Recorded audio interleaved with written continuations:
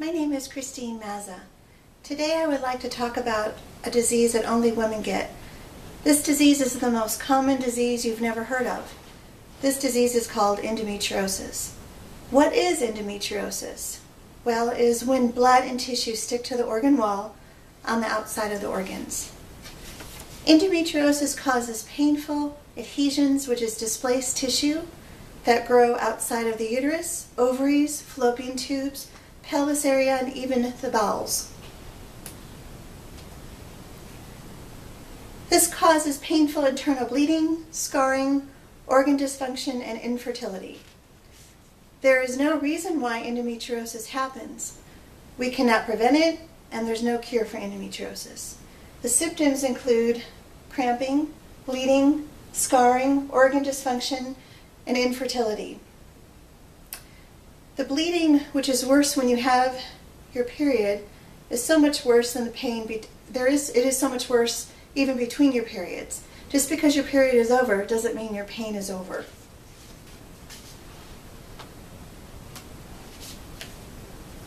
Dr. Lonnie Herman is a health consultant, describes the pain from one of his patients as a deep, stabbing, hot like fire bloating pain that is always there. Sometimes the pain is worse than other times. Dr. Herman describes the pain at times so bad that it is hard to stand.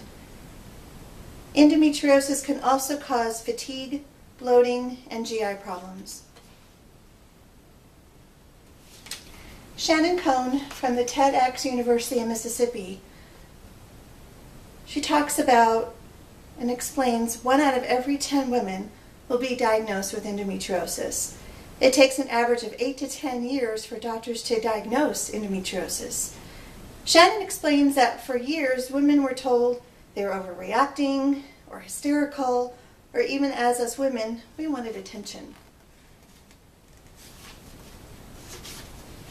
1 million women in this country are affected by endometriosis. 50% of infertility in this country is due to a woman having endometriosis. 1/2 of all hysterectomies is due to endometriosis. But unfortunately, a hysterectomy is not a cure for endometriosis. How does endometriosis cause infertility?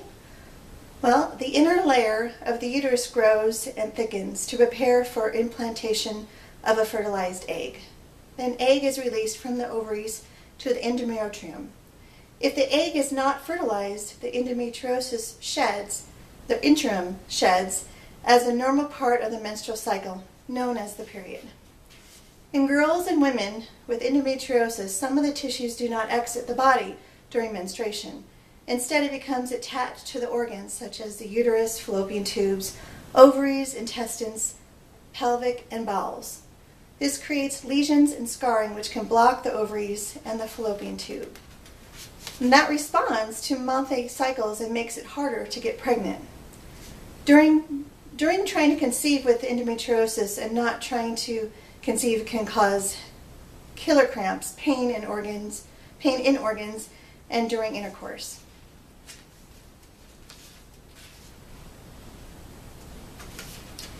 Treatment options.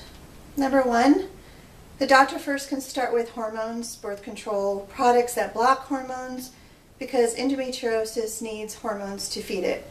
Taking medicine can have side effects, and they only mask the symptoms.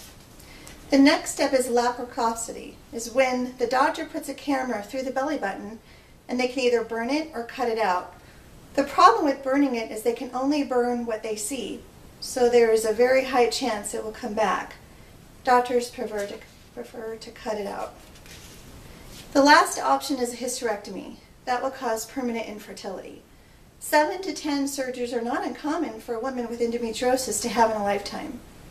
Reoccurrence of endometriosis after hysterectomy is directly correlated to the surgical precision and removal of the deeply infiltrated disease.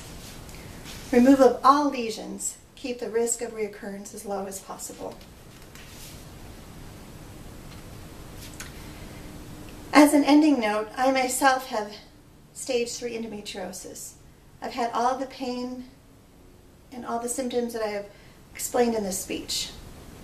When they opened me up to do my hysterectomy, They found endometriosis embedded in my ovaries, fallopian tube, pelvis, and bowels. I know the pain, and in my case, I believe my endometriosis is coming back 4 years after my hysterectomy. When I went to go see my OBGYN, actually I tried to see a couple of them, they told me they will not see me because I've had a hysterectomy and I no longer have most of my lady parts, they said. So I'd have to see a general surgeon. So I went to see a general surgeon. He doesn't know much about endometriosis. So he told me he was going to do some research and get back to me on how to handle it.